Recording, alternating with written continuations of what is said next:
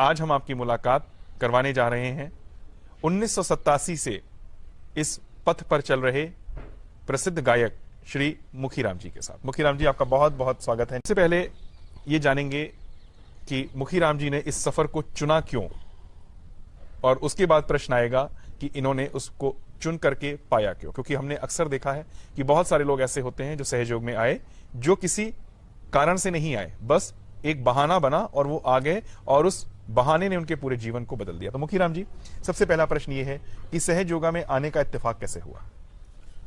हमारे परिवार से हमारे चाचा जी लगते हैं मिस्टर जय संबावत जी, वो पहले से सहयोग करते थे जी। उससे पहले वो आर्य समाज में थे, तो वो किसी से मिलनसार नहीं थे, मिल नहीं पाते थे परिवार वालों से।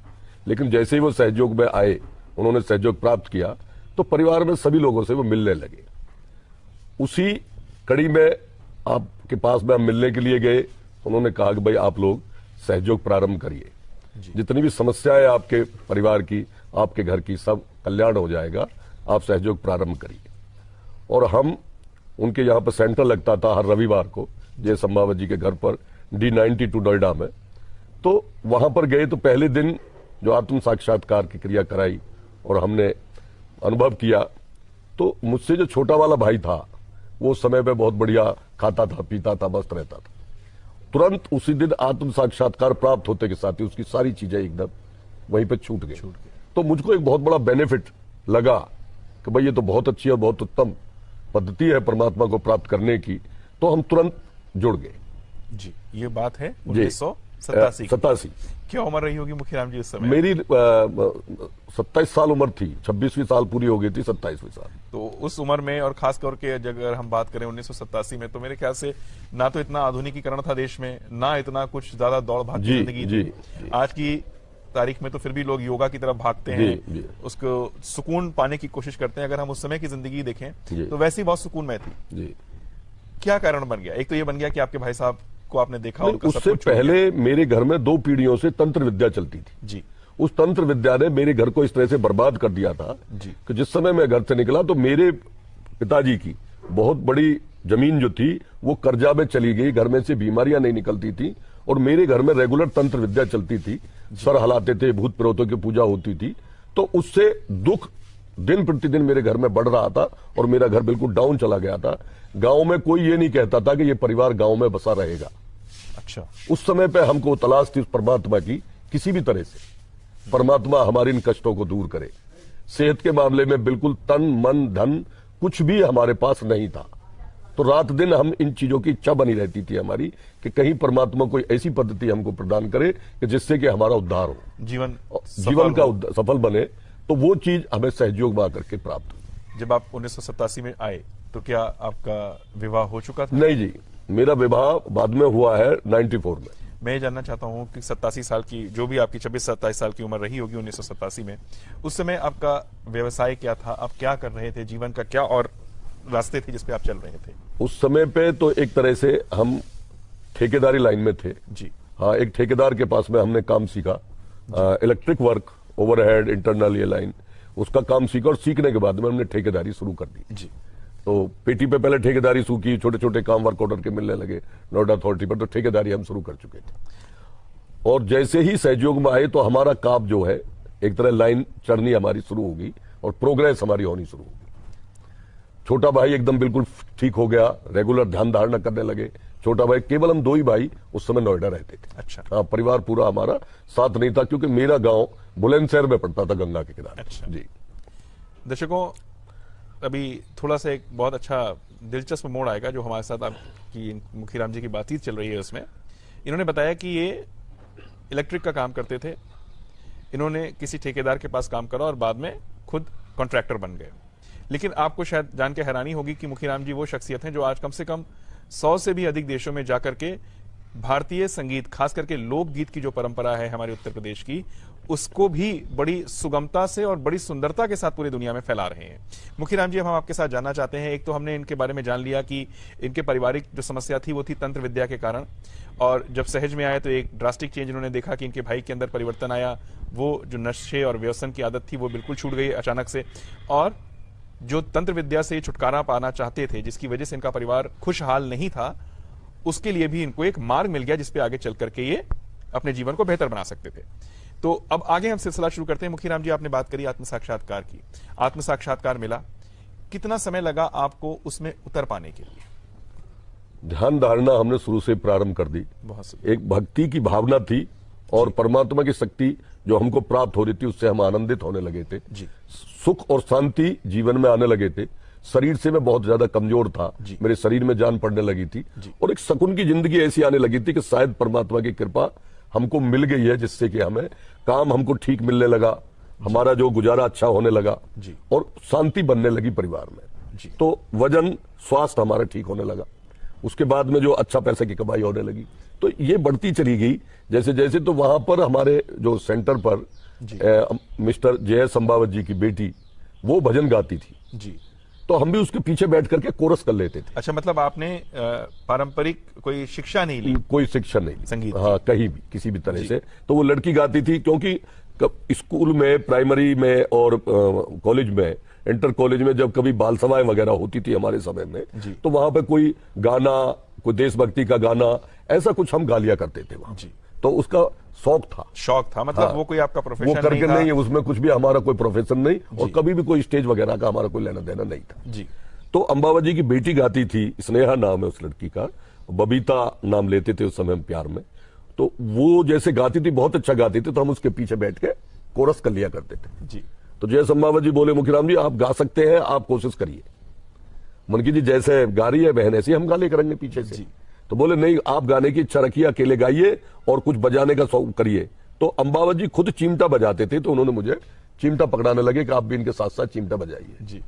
तो आकी ना की ताकी धुन ऐसा बोलते थे, ऐसा करिए, आकी ना की ताकी धुन, आकी ना की ताकी धुन, इसी उसमें हम हल्का हल्का चिमटा बजाने लगे।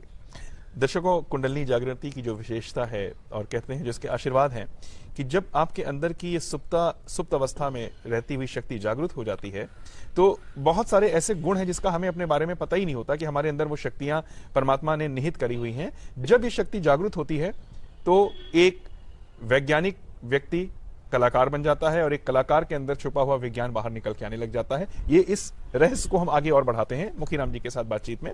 मुखीराम जी, आपने बताया कि स्वास्थ्य लाभ हुआ, घर में खुशहाली आना शुरू हो गई, पैसे की बरकतें हुई और उससे भी ऊपर स्वास्थ्य सुंदर हुआ, और एक जो इलेक्ट्रिकल लाइन का व्यक्ति था वो पीछे भजन गाने लग गया। उसके बाद क्या हुआ? उसके बाद सर जी हमें प्रोत्साहित करते रहते थे। उसी समय वही कोऑर्डिनेटर होते थे मिस्टर जयेश अंबावत जी। तो वो कहते थे, बेटा कुछ भजन लिखने की इच्छा रखिए। मेरी सर हमने तो जिंदगी में कभी एक शब्द लिखा नहीं। बोले अब वो स्थिति नहीं है, अब आप आत्म साक्षात्कारी हो गए हैं तो आप इच्छा करिए, श्री माता जी से इच्छा करिए। श्री माता जी एक परमात्मा के स्वरूप में है, उनके प्रशंसा में जो भी आप अपने भाव रखते हैं उन भावों को एक उस पर लयबद्ध तरीके से एक कोई भजन बनाइए। हमने कि साहब हम पे तो ये कुछ आता नहीं है। बोले नहीं, इच्छा करिए। तो उस समय केवल पुस्तक के नाम पे या कोई ज्ञान के नाम पे एक 2 पेज का पीला कागज मिलता था। उस पीले कागज में 7 चक्रों पे एक लाइन लिखा हुआ होता था। 108 नाम श्री माता जी के लिखे होते थे और 7 चक्रों के स्थानों के बारे में लिखा हुआ होता था। एक गणेश की आरती होती थी, श्री माता जी की आरती होती थी। ये केवल लिटरेचर के नाम पे ये होता था हमारे पास। तो उन्होंने वो हमें दे दिया, बेटा ये श्री माता जी के नाम है, ये 108 नाम है, जो भी आपके भाव श्री माता जी के प्रति है उनको लयबद्ध तरीके से करके कोई भजन लिखने की इच्छा रखिए। तो मेरा काम सेक्टर 16A नोएडा में चल रहा था उस दिन। वो फिल्म सेंटर है, वहां पर एक ईगल स्टूडियो करके, उसके सामने एक शीशम का पेड़ था, उसके नीचे मैंने ऐसी माँ का फोटो रखा, एक रुमाल पर, एक ईंट पर रख लिया माँ का फोटो और वहां पर बैठ गया, कागज पेन लेकर के बैठ गया, दोनों हाथ खोल करके ऐसे करके, और भाव बनने प्रारंभ हो गए। तो वहां पर एक भजन मेरा तैयार हुआ। वो भजन था, हम तेरी शरण में आए हमें पार करो माँ, हे निष्पापा रक्षाकारी उद्धार करो माँ, श्री निर्मल माँ जी, श्री निर्मल माँ जी। और ये भजन पूरा तैयार हो गया। जब भजन पूरा तैयार हो गया तो हमने 2-4 बार ये रिपीट किया गाने के लिए, और अगले सेंटर पर, रविवार को सेंटर होता था, हमने जाकर सेंटर पर वो भजन सुनाया। तो सारे ही जितने भी सहयोगी बैठे थे सभी प्रसन्न हुए, बहुत खुश। अम्मा जी बोले बहुत अच्छा बेटे, बहुत अच्छा, ऐसे ही आगे कोशिश करते रहिए, आगे और भजन ऐसे बनाइए, और एक भजन बनाओगे तो एक डायरी और दूंगा तुमको मैं। वो एनटीपीसी में सर्विस करते थे, तो प्रोत्साहित करते रहते थे। तो इसी तरह से फिर अगला भजन फिर तैयार हुआ 1 हफ्ते बाद ही, नेत्र खोल चल माता की नगरिया। जी। तो ऐसे एक श्रृंखला प्रारंभ हो गई बनती चली। और हर महीने में 10 दिन में 20 दिन में 1-2 भजन, और 1988 तक 88 दिसंबर तक हमारे लगभग 11 से 12 भजन तैयार हो गए। सर जी ने एक रोमन में एक छोटी सी पुस्तक बनाई, पुस्तक में वो 11-12 भजन अंकित किए, और अंकित करने के बाद बोले भाई आपकी बार गणपति पुले श्री माता जी के दर्शन करने के लिए आप लोगों को लेकर चलेंगे जी। और हमको लेकर के वो चलेगी। तो 2 से 3 रोज उस समय केवल हमारा वही गाने का तरीका, जैसे गांव में कीर्तन करते हैं मंदिरों पर, पहले मैं बोलता था, फिर सारे भाई लोग पीछे से बोलते हैं। तो हम टोटल में 17 लोग गणपति पुले 1988 में गए हुए थे। तो वहां 3 दिन तक हम अपना चिमटा और ढोलक, मेरे 2 भाई और आ गए वहां सहयोग में, वो एक भाई ढोलक बजाने लगे, विनोद अम्बावत, मांगे राम जी पीछे से कोरस करने लगे, मेरा छोटा भाई जिले सिंह वो पीछे से कोरस करने लगा। तो हमारी एक छोटी सी मंडली तैयार होगी। एक हमारी मामी विनीता जी, वो कुछ भजन गाने लगी, तो वो भी पीछे से कोरस करती, बबीता पहले से गाती थी। तो पूरी टीम हमारी तैयार होने लगी। उन्होंने तुरंत जो है ऐसा वो बनाया कि भाई अब आप लोग वहां श्री माता जी के सामने चल के वहां भी आपको गाना है। तो मन की सब ठीक है, जहां मौका मिलेगा गाएंगे। तो 3 दिन तक हम अपना चिमटा ले जाए, ढोलक ले जाए, गाने का नहीं मौका वो मिलता कोई बूझता ही नहीं था, क्योंकि वहां ज्यादातर उस समय प्रोफेशनल सिंगर आते थे जी। बड़े बड़े सिंगर आते थे। सहयोग में केवल संजय तलवार ने उस समय गाना प्रारंभ किया था, या हमारे पुराने सहयोगी वेणुगोपालन अंकल की मिसेज थी, वो गा लेती थी। तो बाकी श्री माता जी जगह जगह से बुलाती थी, पूना वालों को बुलाइए, बंबई वालों को बुलाइए। तो कुछ लोग थे जो पुराने स्टाइल में अपने फोक वगैरह वहां सुनाते थे।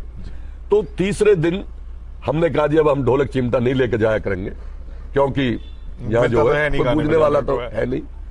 तो उन्होंने कहा नहीं, आप लोग प्रार्थना करिए, प्रेयर करिए। आप लोग, हम बाबा जी ने बैठा है समुद्र किनारे, हमने बैठ के सबने प्रेयर की, बस श्री माता जी हम भी आपके सामने अपने भजन गाना चाहते हैं। तो ऐसे प्रेयर करी बैठ के। तो शाम को श्री माता जी का आगमन हुआ। जैसे श्री माता जी आकर के स्टेज पर विराजमान हुए, तुरंत लाइट की प्रॉब्लम हो गई, लाइट बंद हो गई। अब जो भी गाने वाले थे वो सब लाइन में लगे हुए रह गए। जब लाइट ही नहीं है तो गाय कैसे? तो हमारे कोऑर्डिनेटर वगैरह जो भी उस समय लीडर होते थे, वो बेचारे भाग रहे सारे में, देख रहे भाई कहां लाइट, कहां फॉल्ट हुआ, लेकिन वो कहीं भी किसी को कोई फॉल्ट मिल नहीं रहा था। प्रोग्राम बंद हो गया तो लोग उस समय टॉर्च लेकर के जाते थे। मालकुंड गांव में प्रोग्राम था, निर्मल नगरी जब तक प्रारंभ नहीं हुआ था जी। तो मालकुंड गांव में ही हम एक जोशी जी करके थे, उनके फार्म हाउस पर ठहरे हुए थे। थोड़े थोड़े करके हम ऐसे ठहर जाते थे। तो टॉर्च लगा लगा कर सब लोगों ने उजाला किया हुआ था, श्री माता जी विराजमान थे। उसी समय पे अम्बावत जी ने जाके नालगिरकर साहब को बोला कि सर वो हमारे कुछ बच्चे हैं जो अभी नए नए सहयोगी हैं, उन्होंने कुछ भजन तैयार किए हैं और श्री माता जी के सामने अपने भजन पेश करना चाहते हैं। बोले अरे वाह, ये तो बहुत अच्छी बात है, ये तो आप जाके श्री माता जी को बोले। तो नालगिरकर साहब ने श्री माता जी कहा, श्री माता जी को नोएडा से नए सहयोगी आए हैं, वो भजन गाना चाहते हैं आपके सामने। तो श्री माता जी मुस्कुराए मन मन, बोले बुलाइए बुलाइए, तुरंत बुलाइए। श्री माता जी जब हम विराजमान, सारे के सारे विराजमान थी, श्री माता जी हम वहां बैठ गए। तो हम टोटल में 17 लोग, बच्चे बड़े सब लगा के 17 लोग गए थे।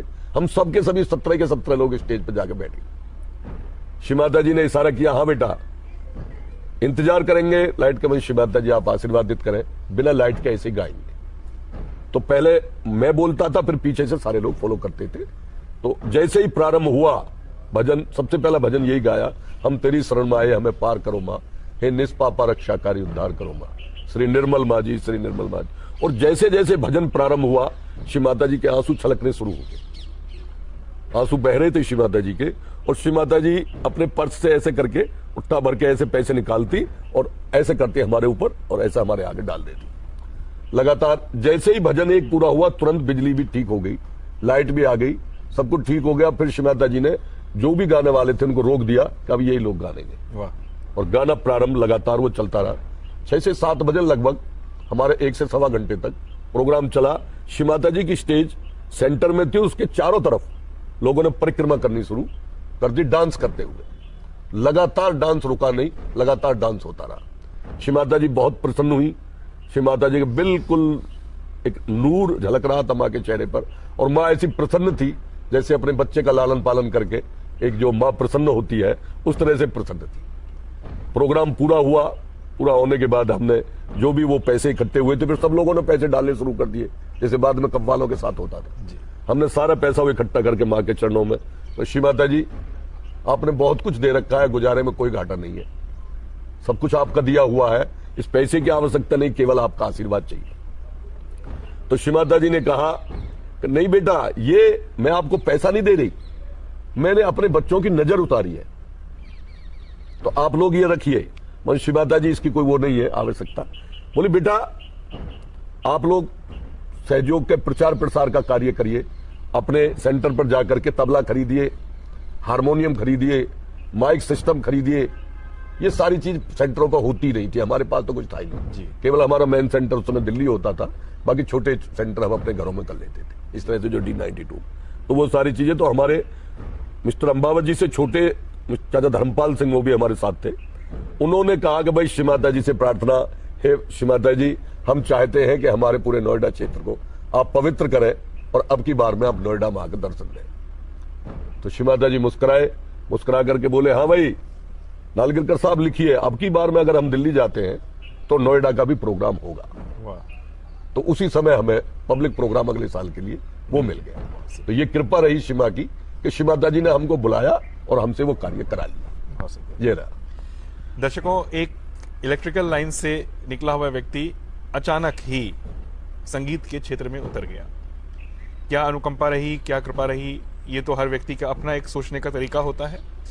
हम आगे जानना चाहेंगे मुखीराम जी से कि मुखीराम जी विवाह के बाद, क्योंकि आपका समर्पण था, आपको सहयोगा से बहुत कुछ मिला, जब 94 में आपका विवाह हुआ तो क्या आपकी श्रीमती जी ने भी सहर्ष और सहजता से स्वीकार करा सहयोगा को? जी, वो गांव देहात की किसान परिवार से, फैमिली से बिलोंग करती है जी। जैसे भी हमारे जो रीति रिवाज, इस तरह हमारी पूजा प्रारंभ, तो उन्होंने पूजा को स्वीकार किया और तुरंत वो सहयोग में रच बस गई। बहुत सुंदर। तो शायद बहुत आसान हो जाता है अगर परिवार के दोनों सदस्य, जी हाँ, पति पत्नी अगर सहयोग करें। जी हाँ, और मेरा पूरा परिवार जी, मेरी माता जी, मेरे पिताजी, मेरे सारे भाई, हम सभी 6 भाई हैं, तो सारे लोग जो है सहयोग में उतर गए।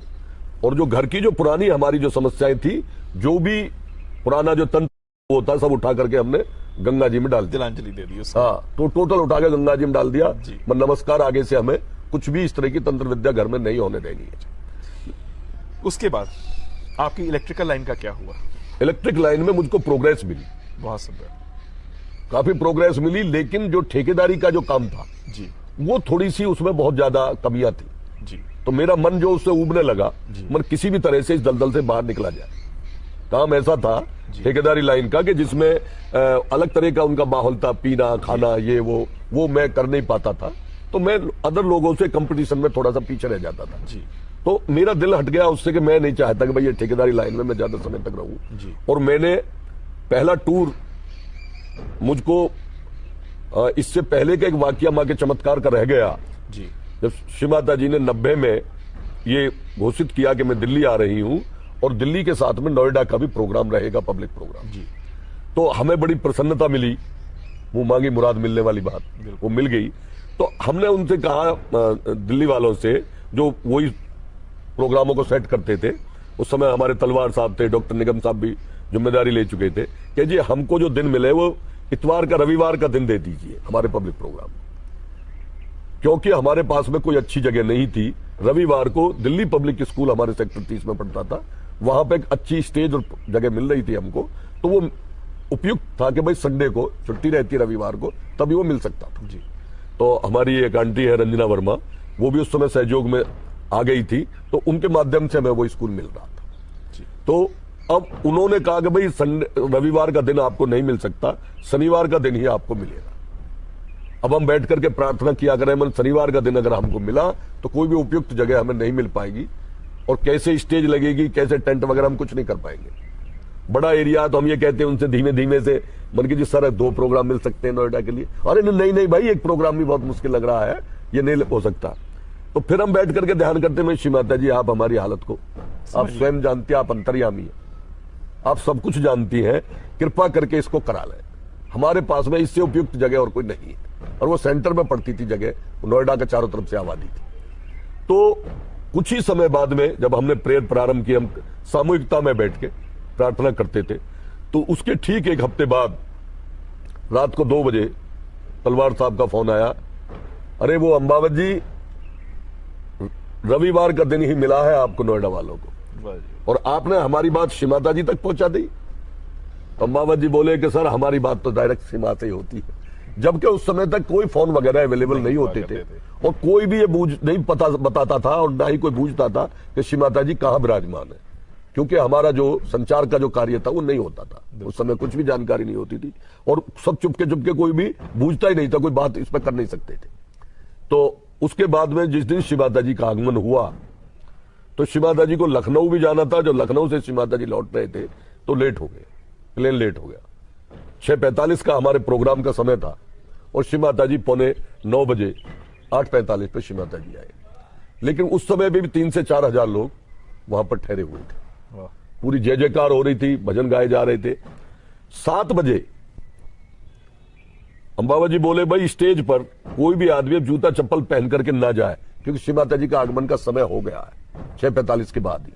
तो 7 बजे का जो फोटो लिया गया उसमें सीमाता जी साक्षात अपने सिंहासन पर बैठे हुए, जबकि 8:45 बजे सीमाता जी पधारे फिजिकल फॉर्म। तो ठीक 7 बजे सीमाता जी अपने सिंहासन पर, जो फोटो आया अपने सिंहासन पर विराजमान थे।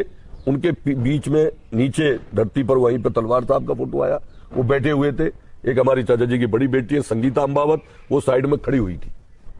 ये फोटो में स्पष्टली नोएडा में फोटो हमारे पास था। कुछ लोगों ने कहा भाई ये तो बाद का फोटो है, तो उसमें यह भी दिखाई दे रहा था कि हमारी 2 लेडीज थाली लेकर के आरती के लिए तैयार खड़ी थी कि सीमाता जी का आगमन होगा तो आरती करेंगे। तो स्पष्ट हो गया कि सीमाता जी जब तक नहीं था और सीमाता जी अपने उस पर विराजमान थे। जो सच्ची कला की बात है वो सीमाता जी की सच्ची कला हमको मिली, क्योंकि हम तो सब नए नए लोग थे, हमें तो उनके बारे में पूरा ज्ञान होता ही नहीं था।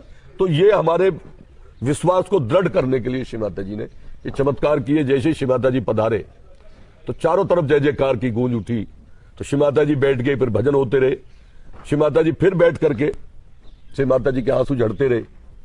मुझे तो लगा कि एक सुदामा और कृष्ण के मिलन की तरह से सीमाता जी हमारे दुखों को दूर कर रहे थे उस समय पे, क्योंकि तन मन धन कुछ भी हमारे पास नहीं था जब हम सहयोग प्राप्त किया। उसके बाद में सीमाता जी काफी समय तक सीमाता जी के आंसू झड़ते रहे।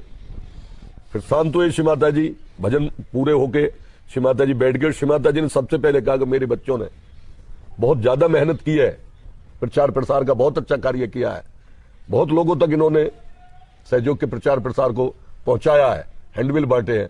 ये कुछ एक हमारा सभी का जुनून था कि हमने सब अपने हाथों से ही हैंडबिल बांटते थे, अपने हाथ से पोस्टर लगाते थे, अपने हाथ से बैनर लगाते थे। हमारे पास में पैसा ही नहीं होता था कि हम कहीं पैसा देके किसी से करा सके, खुद करते थे उन कार्य को और अच्छी तरह से हृदय से करते थे कि हम उसकी समझते थे कि सीमाता जी के जो पोस्टर है, जो माँ का फोटो लगा है, कितना पवित्र है और किस जगह लगाना है। एक बहुत ही अच्छे स्थान पर उसे लगाने की कोशिश करते थे।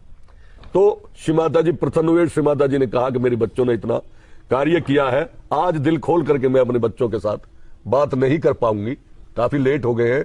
कल का प्रोग्राम भी मैं नोएडा वालों को देती हूं। ये पब्लिक प्रोग्राम के इतिहास में एक दिन पहले पब्लिक प्रोग्राम सीमाता जी ने डिसाइड किया, ये नोएडा में हुआ। अगले दिन सेक्टर 26 में 92 जो हमारा सेंटर था उसके सामने प्रोग्राम हुआ और 1.5 घंटे तक सीमाता जी बैठे हमारे सभी के साथ। सीमाता जी ने भोजन ग्रहण किया और हम सबको अपने हाथ से प्रसाद वितरित करके दिया। तो एक करुणामयी मां का रूप सीमाता जी थे। हमेशा एक मां के रूप में ये चाहते थे कि मैं क्या खिलाऊं अपने बच्चों को, क्या दे दूं, हमेशा कुछ ना कुछ बांटते रहते थे और हमेशा एक मुस्कुराती हुई छवि मां की, एक नजारा मां का जो है वो आज तक कहीं देखने को मिला नहीं मां के अलावा। इतनी महान हस्ती। दर्शकों, एक टेक्निकल फील्ड का व्यक्ति कुंडलनी जागृति के बाद संगीत के क्षेत्र में चले गया। सबसे सुंदर बात, जो आज से पहले भी बहुत सारी हमारी बातचीत होती रही है, ये यात्रा चलती जा रही है, नए लोग मिलते हैं, उनसे जानकारी लेते हैं कि उनके जीवन में क्या क्या परिवर्तन हुए, चाहे आध्यात्मिक हो चाहे सांसारिक स्तर पे हो। मुखीराम जी की बातचीत से भी एक बात बहुत स्पष्ट होती है कि इतना महान अवतरण पृथ्वी पर आया और उसने इंसानों के बीच में घुल मिल करके उनको आभास तक नहीं होने दिया कि वो खुद कौन है, और उसने इंसान को परिवर्तित कर दिया। इतनी सुंदरता के साथ परिवर्तित करा कि व्यक्ति को ही नहीं पता चला कि वो कब परिवर्तित हो गया, कब वो दुनिया में एक नए आध्यात्मिक आयाम की तरफ अग्रसर हो गया। दर्शकों, मुखीराम जी से बातों का सिलसिला जारी है। हम ये जानना चाहेंगे मुखीराम जी, संगीत को आपने प्राप्त करा, शुरुआत हुई, धीरे धीरे आपने बताया कि आपका रुझान अपने व्यवसाय की तरफ से हटना शुरू हो गया उसकी विषमताओं की वजह से। उसके बाद आपने अपने आप को पूर्ण रूप से समर्पित कर दिया सहयोगा को और संगीत को।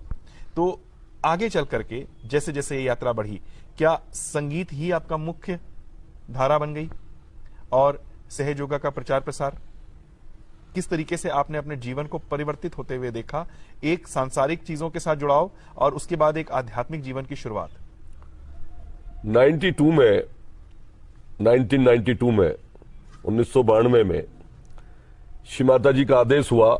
उस समय पे हमारे यूरोप टूर होते थे, श्री माता जी विराजमान होते थे, लगभग 1 महीने का टूर होता था, 1 से सवा महीने का, और इटली से गुरु पूजा से प्रारंभ होता था और यूरोप के काफी देशों में होते हुए लास्ट में रूस का प्रोग्राम होता था। तो पूरे समय श्री माता जी साथ होते थे, तो वहां से प्रारंभ होता था। तो श्री माता जी ने आदेश किया कि भाई नोएडा वालों को भी अब की बार यूरोप टूर में बुलाया जाए। 1 से सवा महीने का टूर था जी। तो जैसे ही हमको पता लगा, हमारे पास पासपोर्ट वगैरह भी नहीं थे, तुरंत पासपोर्ट की तैयारी की गई, लोगों ने मदद की। हमारे डॉक्टर राजीव कुमार, डॉक्टर निगम साहब, इन सब लोगों ने मेहनत की, तब जाके हमारा तत्काल में उस समय वो बन गया पासपोर्ट बनने के बाद में हम वहां, तो मेरे वहां यहां से चलने पे ही, वहां पे जैसे ही पहुंचने के बाद में श्री माता जी बहुत प्रसन्न हुई। इटली से वो प्रोग्राम शुरू हुआ।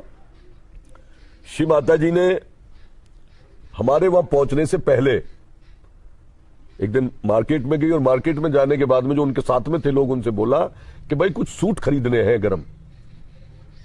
तो सब चुप हो गए। श्री माता जी बोले मेरे मुखीराम पर गरम सूट नहीं होगा। और वाकई जिस समय मैं उस प्रोग्राम में गया तो मेरे पास केवल एक स्वेटर था। उससे पहले श्री माता जी हमारे लिए सूट खरीद कर ला चुकी थी। 20 से 22 लोग थे, फिर हम सभी के लिए श्री माता जी सूट लेकर के आए। वहां पर पहुंचे, बहुत प्रसन्न हुई। प्रसन्न होने के बाद में वहां से प्रोग्राम का सिलसिला चला। गुरु पूजा हुई। गुरु पूजा के बाद में फिर अपना Switzerland, Germany, Czechoslovakia, Hungary, Poland, Holland, इन सारी कंट्रियों में होते हुए फिर हम लास्ट में रूस में जाते थे। 2 से 3 दिन, किसी में 4 दिन, 5 दिन एक देश में रुकते थे। वहां के जो मुख्य शहर होते थे, जैसे कि फ्रांस में पेरिस में होता था जी, जर्मनी में फ्रैंकफर्ट और आपकी बर्लिन, इन जगहों पर होता है। ऐसे जो मुख्य जो है राजधानियां थी या शहर थे, वहां से वहां पे प्रोग्राम होते थे। उसके बाद में आगे श्री माता जी, तो वहां पे जो सबसे जो बड़ी बात थी श्री माता जी की, वो ये होती थी, हमारी यंग एज होती थी जी। श्री माता जी की बड़ी एज थी, लेकिन हमसे पहले श्री माता जी विराजमान हुए मिलते थे, पूर्णतः प्रफुल्लित, एक नूर झलकता था मां की छवि से। तो हमारी भी जितने भी हम कभी इधर करते थे, कभी उधर करते थे, ट्रेवल कर रहे होते थे, तो श्री माता जी जाते के साथ ही देखते हम एकदम अटेंशन हो जाते थे। तो ये करके तो श्री माता जी एकदम प्रसन्न हो जाते थे और श्री माता जी कहते थे करिए शुरू, जब वो प्रारंभ करते थे। तो पूरे 1 से सवा महीना हम इस टूर पर रहे। जगह जगह पर श्री माता जी हमको बैठाती, हमको कुछ खिलाती, बातचीत करती सबसे। सब प्रसन्न है, सब खुश है, प्रसन्न रहिए, प्रसन्न रहिए, ये बोलती रहती थी और हम लगातार साथ में बने रहते थे। बाबा मामा बहुत ज्यादा ख्याल रखते थे। थोड़ी थोड़ी दूर में कुछ ना कुछ खिलाना पिलाना, ये लगातार हमारा चलता रहता था। पहले 1 से सवा महीने में मेरा 7.5 किलो वजन बढ़ा। 1 से सवा महीने में। मास्टर ब्रह्मपाल नागर नोएडा से, विनोद अंबावत, मांगेराम अंबावत और मुखीराम, 4 भाई नोएडा से गए हुए थे। कोई भी ऐसा नहीं था जो 5 से 7 किलो वजन जिसका ना बढ़ा हो। सुंदर। पूर्णतया क्योंकि जीवन में इतना सुखद अनुभव रहा ही नहीं, पहले अनुभव कभी मिला नहीं, लाइफ में मिला ही नहीं। वो पहला एक ऐसा अनुभव था कि जिसमें हम ऐसा करते थे कि हम कहीं स्वर्ग में घूम रहे हैं, उस आनंद में। रिच जीवन जीना तो कोई भी कर सकता है, लेकिन जो शांति और संतुलन हमारा था जीवन का, उसका आनंद अलग था। वो चीज हमें वहां जाकर के वो मिली। दर्शकों, इस बातचीत के, इस यात्रा के हम अब आखिरी पड़ाव की तरफ बढ़ रहे हैं। मुखीराम जी ने हमें सब कुछ बता दिया। हालांकि ज़्यादा बोलने की आवश्यकता नहीं है, लेकिन फिर भी आप लोगों के साथ कुछ एक चीज़ें जो हमें लगता है कि बातचीत करनी चाहिए दर्शकों के साथ। हम पूरी जिंदगी प्लान करते रहते हैं कि हमने इंजीनियर बनना है, डॉक्टर बनना है। जितने हमारे संसाधन होते हैं, जितनी हमारे रिसोर्सेज होते हैं, हम कोशिश करते हैं हम उसमें बेस्ट से बेस्ट अपने लिए, अपने परिवार के लिए और लोगों के लिए करते चले जाएं। मुखीराम जी के साथ बातचीत, इससे पहले बहुत सारी बातचीत जो लोगों के साथ हुई है, उसमें एक बात स्पष्ट है कि हमारे साधन, हमारे विचार सीमित हैं, लेकिन परमात्मा ने हमारे अंदर बहुत कुछ असीमित रखा हुआ है।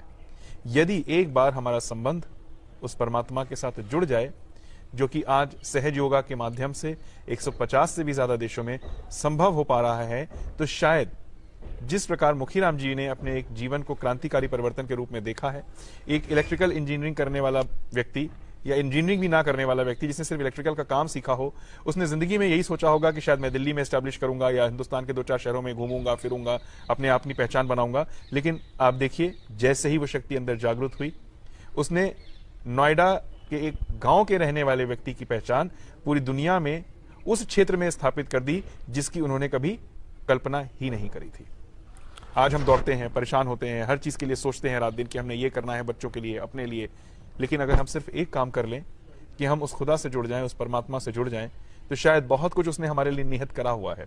उसने हमारे लिए बहुत कुछ प्लान करा हुआ है और हम अपनी प्लानिंग की वजह से उसकी प्लानिंग को कहीं ना कहीं रोक देते हैं, फेल कर देते हैं। मुखीराम जी, इस यात्रा को हम अपने पड़ाव की तरफ, आखिरी पड़ाव की तरफ लेके चाहते हैं। जो आपके जीवन में चमत्कार घटित हुए, उससे पहले हम ये जानना चाहते हैं कि आज आपके परिवार में बच्चे भी होंगे। आपने बता दिया था कि आपकी श्रीमती जी ने सहयोग साथी साथ शुरू कर दिया, तो बच्चों को क्या लाभ मिला आपके इस, क्योंकि परिवार में माहौल ही अध्यात्म का हो गया, धर्म का हो गया, तो आप क्या फर्क महसूस करते हैं अपने बच्चों में और आज आपके साथ समाज में जो लोग रह रहे हैं, जो लोग सहयोग नहीं कर रहे हैं, उनके बच्चों में और अपने परिवार के बच्चों में आप क्या अंतर महसूस करते हैं? महान कृपा है परमेश्वरी की कि जो मेरे बच्चों की जो आदत है, जो उनका चाल चलन है, वो दूसरे बच्चों से अलग है जी। वो किसी भी व्यसन की तरह या किसी भी अवगुण की तरफ नहीं जाते। बहुत सुंदर। और हमेशा भक्ति भावना और सहयोग को अपना पहला कार्य समझते हैं कि भाई सहयोग में कार्य करना वो हमारे जीवन का पहला अंग है। मैं तो समझता हूं कि इनको जो जन्म दिया वो भी उन्हीं की कृपा रही, क्योंकि गांव देहात का रहने वाला परिवार मेरे सबसे पहले 3 बेटियां मुझ पे पैदा हुई। पैदा होने के बाद में हमने अपने माताजी से, पिताजी से बोला अब हमारा परिवार पूरा हो गया, तो बोले नहीं, ये नहीं मानेंगे भाई, इतने बेटा ना हो, इतने तो कोई मतलब ही नहीं है परिवार पूरा होने का जी। और बेटा होना ही चाहिए। तो एक रोज हमारी मिसिज की, हमारी पत्नी की बुआ, फूफी बोलते हैं हमारे यहाँ जी। हाँ, तो वो उर्दू का शब्द है बुआ जी। तो बुआ उनके पिताजी की बहन एक बार उनको आई घर पे और आके बोली कि चलो मेरे साथ चलो। अब वो उनकी भतीजी थी तो वो बोल नहीं सकती थी, उनके साथ चलेगी। कहां ले जा रही बुआ? के कहीं किसी डॉक्टर पर ले जा रहे हैं। गांव देहात में अभी भी इतनी असमझ स्थिति है और इतने कम पढ़े लिखी समझ है कि कोई डॉक्टर कोई दवाई दे देगा तो सह बदल जाएगी, बेटी की जगह बेटा होगा, इस तरह की प्रवृत्ति में उनको लेके चलेगी। लेकिन जहां वो पहुंचे वो एक तांत्रिक था और उसने, तांत्रिक ने उन्हें बैठते के साथ ही देख के बोला, करे ये हमारी बात को कहां समझेंगे, ये तो देवी की पूजा करती है। वो तांत्रिक पहले समझ गया। अब हमारी मिसेज ने एकदम देख के बोली कि ये आप कहां लेकर आए मुझे, इस तरह आप तो कह रहे थे किसी डॉक्टर से बात करनी है कोई, ये क्या कह रहे हैं? बोले नहीं, हम डॉक्टर नहीं है, हम तो वैसी दवाइयां देते हैं और आपको उन दवाइयों से बेटा पैदा होगा। बोले मुझे नहीं चाहिए बेटा, मुझे दवाई नहीं चाहिए आपकी, आप ये क्या पूजा कर रहे हैं इस तरह की? बोले हाँ, बोले हम ये पूजा के माध्यम से करते हैं। बोले तो ये ठीक नहीं, आपको पूजा बदलनी पड़ेगी। हमारी पत्नी से बोले, उन्होंने कि मैं पूजा नहीं बदलूंगी, और आप तो जानते हैं देवी से बड़ा तो कोई शक्तिवान है नहीं, मैं तो देवी की पूजा करती हूं, नहीं करूंगा। तो फिर आप क्यों आए? बोले मैं नहीं आई हूं, मुझे तो ये लेकर के आए हैं, मैं क्षमा चाहती हूं। अब वो लौट करके अपने घर आ गई। घर आ गई। अब आते के साथ ही रात को मैंने देखा, शाम को घर का स्थिति कुछ अलग, मुझे आनंद नहीं आ रहा था। पत्नी चुपके से उन्होंने बताया मुझे कि ऐसे ऐसे मेरे से ये गलती हुई, मैं वहां गई। मैंने कोई बात नहीं, आपको अगर महसूस ऐसा हुआ है तो ठीक है, आप जो पूर्णतया मां के शरण में जाइए, अपने सहयोग को फर्स्ट प्रायोरिटी दीजिए। तो बोली ठीक है। उन्होंने अपना फिर क्लियरेंस किया, जल क्रिया की, बैठ गई, मैंने भी की। करने के बाद में सही 2 से 3 महीने बाद, 3 महीने बाद में वो गर्भवती हुई। और गर्भवती होने के बाद में दिसंबर 2001 में 8 दिसंबर को ये बड़ा बेटा पैदा हुआ। बड़ा बेटा जब पैदा हुआ तो 8 दिसंबर को पैदा हुआ, 21 दिसंबर को हम गणपति पुले जाते थे। तो गणपति पुले चले गए, जाते के साथ ही भजन का प्रोग्राम शिमा ने दिया। भजन शिमाता जी के साथ हमने गा करके, और जैसे ही हमने प्रणाम किया, प्रणाम करके मैंने बोला, शिमाता जी आपने बेटा दिया है, उसको कोई नाम दे दे। बोलिए, एकदम मां का सुर्ख चेहरा हो गया, लाल फरक। बोले अरे सुनो भाई, ये क्या कह रहे हैं, माइक दो इन्हें। माइक दिया मेरे हाथ में, दोबारा से बताएं। बोले शिमाता जी आपने बेटा दिया है, मैं चाहता हूं कि आप उसे कोई नाम दें। बोले अच्छा, अब आपके परिवार वाले प्रसन्न तो हैं? जो सालों पहले जो बात हुई थी, जो घर वाले मानने के लिए तैयार नहीं थे बच्चे के लिए, तो उनके लिए एक सबक था शिमाता जी की तरफ से कि अब आपके घर वाले प्रसन्न हैं। जी शिमाता जी, अच्छा चलो भाई उसको तानसेन नाम दीजिए। मेरे से बोली आप जानते हैं तानसेन किसका नाम था? मैं शिमाता जी संगीतकार थे, जो संगीतकार नहीं आत्म साक्षात्कारी थे। उस बच्चे को तानसेन नाम दीजिए, और उसको तानसेन नाम बच्चे को मिला। जब मैं घर पे लौटा तो हमारी मम्मी चुपके से पंडित जी के पास चली गई। वो तो मानेगा नहीं, वो रखेगा नहीं नाम। पंडित जी तुम बता दो जल्दी से कौन सी राशि। तो जब घर पे आए तो पता लगा कि पंडित जी ने भी तय राशि दी थी, और शिमाता जी ने तानसेन नाम वो दे चुकी थी। तो ये उनकी कृपा, उनकी मेहरबानी। 1993 में शिमाता जी ने अकेले को बुलाया। बोले म्यूजिक जो है बजाने वाले हैं वो नागपुर की अपने निर्मल संगीत सरिता वाले जाते थे, और तो हमारा जो उस समय कोऑर्डिनेटर थे उन्होंने मना कर दिया कि भाई तुम्हें नहीं जाना अकेले, तुम्हारा भजन बनेगा नहीं, तुम्हारा गाना नहीं बनेगा। मैंने कि सर मुझे तो बुलाया है, मैं तो जाऊंगा, अकेला हूं, किसका गाना और किसको गाना, अपने पास तो कुछ है ही नहीं, जो चाहती है करा लेती है, लेकिन मैं जाऊंगा। और मैं चला गया, बुलाया गया था मुझे, वहां से सारा कार्य हो गया, मैं अकेला चला गया। अब अकेले हम चुप पीछे बैठे रहते थे। नागपुर पार्टी ने पूजा से एक दिन पहले संगीत का प्रोग्राम चल रहा था, तो नागपुर वालों ने बहुत अच्छा प्रोग्राम दिया। 2 से सवा 2 घंटे तक उनका प्रोग्राम चलता रहा। तुरंत जब ही उन्होंने प्रोग्राम पूरा करके लास्ट में कव्वाली गाई, तो शिमाता जी सामने में विराजमान थे, अपना सिंहासन डाले, और स्टेज पर प्रोग्राम चल रहा था। तो बातचीत करते रहते थे सब सहयोगियों से, उनसे उनकी राजी खुशी पूछ रहे थे और भजन भी सुन रहे थे। लास्ट जब भजन हुआ उनका कव्वाली, तो शिमाता जी ने कहा बाबा मामा कोई फास्ट सॉन्ग गाइए। तो बाबा मामा एकदम, शिमाता जी अभी कव्वाली गाई है, इससे फास्ट और क्या, ऐसे करके ऐसे करते थे बाबा मामा। तो शिमाता जी एकदम, अरे लग रहा है बाबा मामा आप थक गए, अरे भाई नोएडा वालों को बुलाइए। अब नोएडा के नाम पर हम अकेले, और हमारा इंस्ट्रूमेंट भी ऐसा जिसका कोई सुर न ताल, चिमटा केवल बजाता था, ना तो मैं हारमोनियम जानता था ना ढोलक जानता, आज भी नहीं जानता। तो शिमाता जी ने तुरंत, हाँ अपने साथियों को बुलाइए। अब ये देखिए मन की महामाया रूप मां का, सब कुछ मां को मालूम है, अकेला आया हूं, अब मैं किस साथी को बुलाऊं यहां, और स्टेज पर अकेला मैं चिमटा लिए बैठा। तो मेरे दिमाग में एकदम बात कौंधी, मैंने कि यार एक स्विट्जरलैंड से है मिस्टर फिल, वो बिल्कुल उसी स्टाइल में हारमोनियम बजाते थे। तो मैंने टूटी फूटी इंग्लिश में, mister Phil with harmonium please, इशारा करके प्लीज ऑन द स्टेज। तो विद हारमोनियम के भागे हुए चले आए। एक आर्किटेक्चर थे, सिविल इंजीनियर, मिस्टर अकबर, आज भी है, तो वो ढोलक बजा लेते थे, और नोएडा में रह गए थे जब शिमाता जी का प्रतिष्ठान नोएडा में बना था। मैंने मिस्टर अकबर प्लीज विद ढोलक, इस तरह बोल के 1.5 शब्दों में मैंने उनको बुला लिया। वो तुरंत विद ढोलक के भागे हुए आए। मिस्टर नालगिर अपने निगम साहब, मिस्टर राजीव कुमार, एक और हैदराबाद से मिस्टर राजीव कुमार,